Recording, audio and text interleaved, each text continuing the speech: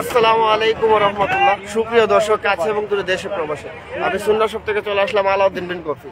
আমাদের 12 গ্রাম গাছতলার যে টার্নিংটা, এটার মধ্যে একটা বড় দুর্ঘটনা ঘটেছে। জায়গার মধ্যে আজকে 3 জন মানুষ মারা গেছে।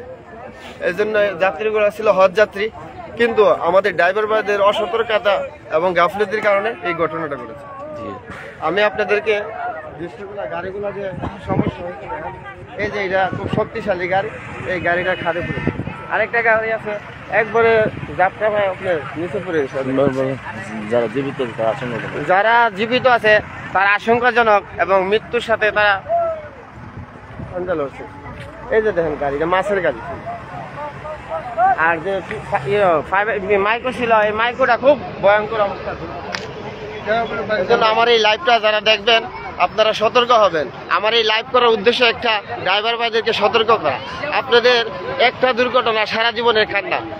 আপনি একটা জীবন, কিন্তু গাড়ির মধ্যে 10টা জীবন থাকে, কারণ তাদের মা বা ভাই বোন আত্মীয় স্বজনকে এতিম করে তারা চলে যেতে।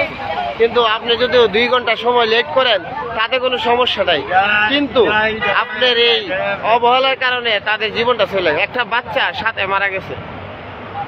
সবাই দোয়া করবেন যারা মৃত্যুবরণ করছে, আল্লাহ তাআলা যেন তাদেরকে মাফ করে জান্নাতুল ফেরদৌস করে, আর যারা জীবিত আছে তাদেরকে আল্লাহ তাআলা যেন দ্রুত সুস্থতা দান করেন। এবং এই সমস্ত টার্নিংগুলো আপনারা সতর্কতার সাথে, এবং কুয়াশা, এখন কুয়াশা বর্তমানে খুবই ভয়ানক, এবং সামনে কোনো গাড়ি যে আছে দেখা যায়।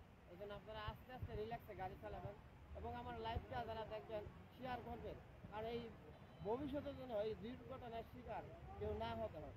এই জন্য আমি আলাউদ্দিন বিন কফিলের পেজ থেকে, শূন্যসহ পেজ থেকে ভিডিওটা করলাম। আপনারা শেয়ার করবেন, কমেন্ট করবেন, আর কে কোথা থেকে দেখতেছেন কমেন্টে জানাবেন। সবাই ভালো থাকবেন, সুস্থ থাকবেন। আসসালামু আলাইকুম।